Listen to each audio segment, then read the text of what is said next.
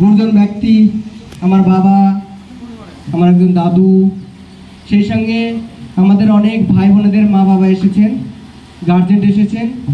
সবথেকে বড় ব্যাপার, আমরা এখানে আজকে উপস্থিত হয়েছি যে মানুষ এবং তার জীবনের সবথেকে বড় যে চাহিদা, যে ভাবনা, যে চিন্তা, একটা বাচ্চা জন্ম নেওয়ার পর তার পিতামাতার বাচ্চার প্রতি যে এক্সপেকটেশন, যে তার ভবিষ্যৎ কি তৈরি হবে এবং সে কিভাবে তার ভবিষ্যৎ প্রজন্মটা চালাবে।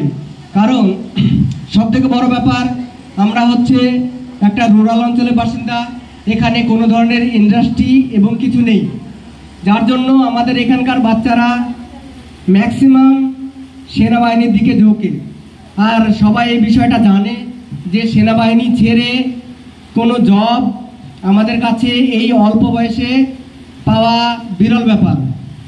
আর সেটা সবাই জানার জন্যই আমরা অ্যাজ এ গার্জেন এবং অ্যাজ এ স্টুডেন্ট সবাই একই চাহিদা, একই ভাবনা চিন্তার সঙ্গে ভাগাভাগি করি।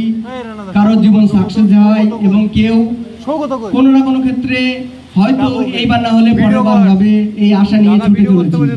তাই সবাইকে একটা সবথেকে বড় ব্যাপার, আজকে যে খুশি আমাদের, এই যে একটা বিশাল বড় র্যালি, এসএসসি জিডি, তোমরা জানো স্টাফ সিলেকশন কমিশন, আমাদের কেন্দ্রীয় বাহিনীতে একটা ম্যাক্সিমাম রিক্রুটমেন্ট প্রত্যেক বছর হয়।